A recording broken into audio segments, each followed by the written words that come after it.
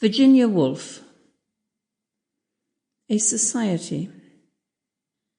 Narrated by Kathy Slump. This is how it all came about. 6 or 7 of us were sitting one day after tea. Some were gazing across the street into the windows of a milliner's shop, where the light still shone brightly upon scarlet feathers and golden slippers. Others were idly occupied in building little towers of sugar upon the edge of the tea tray. After a time, so far as I can remember, we drew round the fire and began as usual to praise men. How strong, how noble, how brilliant, how courageous, how beautiful they were. How we envied those who, by hook or by crook, managed to get attached to one of them for life. When Paul, who had said nothing, burst into tears. Paul, I must tell you, has always been queer. For one thing, her father was a strange man. He left her a fortune in his will, but on condition that she read all the books in the London library.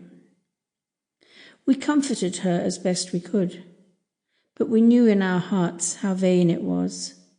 For though we like her, Paul is no beauty, leaves her shoelaces untied, and must have been thinking, while we praised men, that not one of them would ever wish to marry her.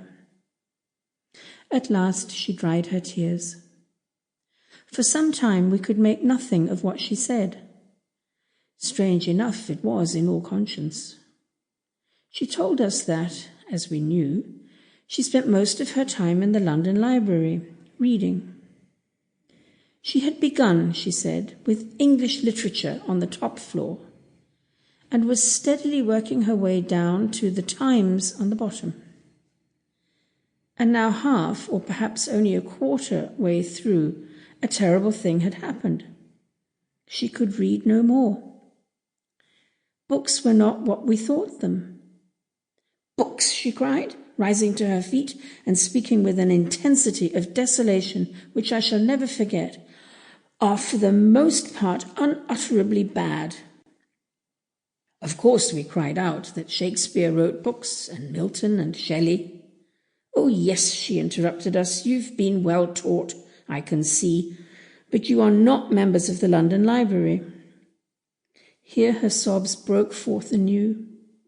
At length, recovering a little, she opened one of the pile of books which she always carried about with her. From a window, or... Sample complete. Ready to continue?